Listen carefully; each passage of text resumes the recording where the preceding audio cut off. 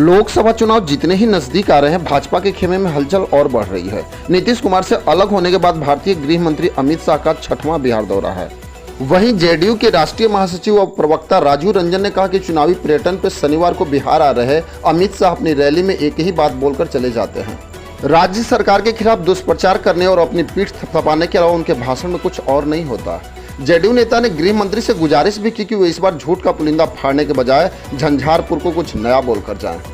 उन्होंने कहा कि गृह मंत्री जी को समझना चाहिए कि बिहार की जनता उनके भाषणों में एक ही बात सुन सुनकर अब बोर हो चुकी है, इसलिए पैसे खर्च करने के बाद भी उनकी रैलियों में भीड़ नहीं जुटती। गृह मंत्री बताया कि 2022 तक किसानों की आमदनी दुगनी करने की प्रधानमंत्री मोदी जी का वादा अभी तक पूरा क्यों नहीं हुआ। हर साल 2 करोड़ युवाओं को नौकरी देने का वादा क्या हुआ। कच्चे तेल की कीमत में रिकॉर्ड गिरावट हो रही है, उसके बाद भी तेल के दाम क्यों नहीं कम हो रहे हैं। उज्ज्वला योजना के फेल होने का जिम्मेदार आखिर में कौन है। ईडी सीबीआई के छापे सिर्फ विपक्षी नेताओं पे ही क्यों पड़ते हैं। देश में सिर्फ अदानी अंबानी जैसे अमीरों की आमदनी क्यों बढ़ रही है। इस पर भारत के गृह मंत्री अमित शाह जी कुछ नहीं बोल सकते। भाजपा एक नेशन और एक इलेक्शन की बात तो करती है, लेकिन 1 नेशन और 1 इनकम की बात क्यों नहीं करती। जब भी अमित शाह जी आते हैं तो बोलते हैं कि हिंदुओं को डरना नहीं है क्योंकि देश की सत्ता में मोदी जी बैठे हैं।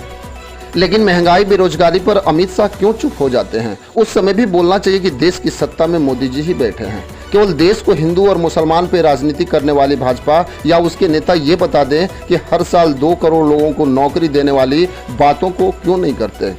बीते 9 सालों में मोदी जी 9 करोड़ तो क्या, केवल 9 लाख लोगों को भी नौकरी नहीं दे पाए। बस देश को हिंदू और मुसलमान का पाठ पढ़ाया जाता है। आपको बता दें कि अमित शाह अपने बिहार दौरे के क्रम में चुनावी तैयारियों की जानकारी भी लेंगे। शाह कार्यक्रम के दौरान 3 अगस्त को प्रधानमंत्री द्वारा बिहार के एनडीए सांसदों को दिए गए निर्देशों की समीक्षा भी कर सकते हैं। केंद्रीय गृह मंत्री का यह वर्ष में 6ठा बिहार दौरा है और सीमांचल में सितंबर 2022 में पूर्णिया और किशनगंज का दौरा कर उन्हें लोकसभा चुनाव का शंखनाद भी किया था। आप राजीव रंजन सिंह उर्फ लल्लन सिंह के इस बातों से कितना सहमत है, हमें कमेंट बॉक्स में जरूर बताएंगे और सच्चे और सही न्यूज के लिए हमारा भारत पे बने रहेंगे। बस आज के लिए इतना ही, फिर मिलेंगे। जय हिंद।